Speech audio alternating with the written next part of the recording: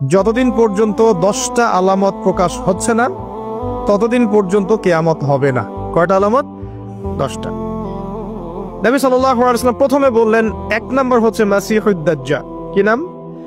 মাসিহুদ দাজ্জাল। 2 নাম্বার হচ্ছে ইয়াজুজ এবং মাজুজ। এর আদম সন্তান পৃথিবীতে বের হবে এবং পুরো পৃথিবীটা ম্যাসাকার করে ছেড়ে দিবে। আর মাসিহুদ দাজ্জাল সেও বের হবে শেষ জামানায়, যে ইহুদিদেরকে নিয়ে পুরো বিশ্ব শাসন করবে, বিশ্বের প্রতিটা ডিপার্টমেন্ট সে রুল করবে।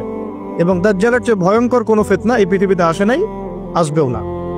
প্রত্যেক নবী তার কওমকে দাজ্জাল সম্পর্কে সতর্ক করেছিলেন, এমনকি নূহ আলাইহিস সালাম পর্যন্ত তার উম্মতকে দাজ্জালের ফিতনা সম্পর্কে সতর্ক করেছিলেন। নবী সাল্লাল্লাহু আলাইহি ওয়াসাল্লাম বলেছেন যে তোমরা যদি সূরা কাহাফ তেলাওয়াত করো, প্রত্যেক জুমার দিন সূরা কাহাফ তেলাওয়াত করো, অথবা সূরা কাহাফের প্রথম 10টা আয়াত শেষ 10টা আয়াত মুখস্থ রাখো, ইনশাআল্লাহ তাআলা মাসিহুদ দাজ্জাল তোমাদের কোনো ক্ষতি করতে পারবে না।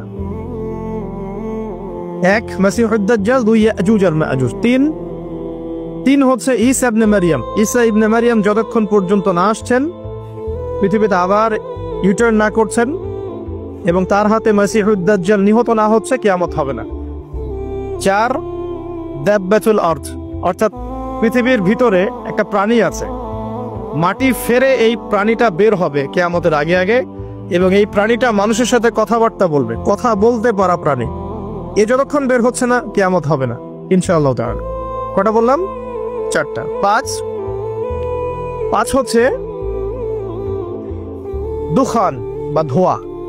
এই পুরো পৃথিবীর আকাশটা একটা নির্দিষ্ট সময় পর্যন্ত ধোঁয়ায় ছেয়ে যাবে এবং হতে পারে, আল্লাহু আ'লাম, হতে পারে যে সূর্যের আলো পৃথিবীতে পৌঁছাবে না, এমন ধোঁয়া হতে পারে। পুরো পৃথিবীটা ধোঁয়ায় ছেয়ে যাবে, এটা সূরা দুখানের মধ্যেও বলা আছে। এটা 5। 6 নম্বরে নবী সাল্লাল্লাহু আলাইহি ওয়াসাল্লাম বলছেন যে একটা ভূমিকম্প হবে পৃথিবীর পূর্ব দিকে। পৃথিবীর পূর্ব দিক মানে এই যে ভারত, পাকিস্তান, বাংলাদেশ, শ্রীলঙ্কা, ইন্দোনেশিয়া, ঠিক আছে, এই সিঙ্গাপুর, এই যে কন্টিনেন্ট, মালয়েশিয়া, এটা পৃথিবীর পূর্ব দিক। এদিকে একটা ভূমিকম্প হবে। তারপরে 7 পৃথিবীর পশ্চিমে একটা ভূমিকম্প হবে। পশ্চিম মানে বোঝেন না? পশ্চিমা বিশ্ব না, সৌদি আরব না, পশ্চিমা বিশ্ব, ব্রিটেন, ফ্রান্স, জার্মানি, তারপরে রাশিয়ান কন্টিনেন্ট, হ্যাঁ, ইউক্রেন, এদিকে আপনার আমেরিকা, এই পুরো পশ্চিমা বিশ্ব, এখানে একটা ভূমিকম্প হবে বড়। এবং এগুলো এমন হবে যেগুলোতে ভূমি মাটিতে ধসে যাবে, মাটিতে ডুবে যাবে। ভূমিকম্প না, ভূমিধস।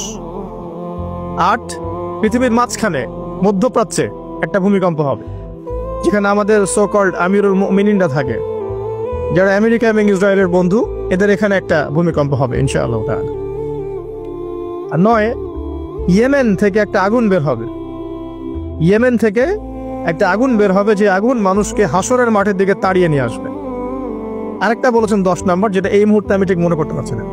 তো এই 10টা আলামতের কথা নবী সাল্লাল্লাহু আলাইহি ওয়াসাল্লাম বলেছেন, না হওয়া পর্যন্ত, এই 10টা আলামত না আসা পর্যন্ত কিয়ামত হবে না।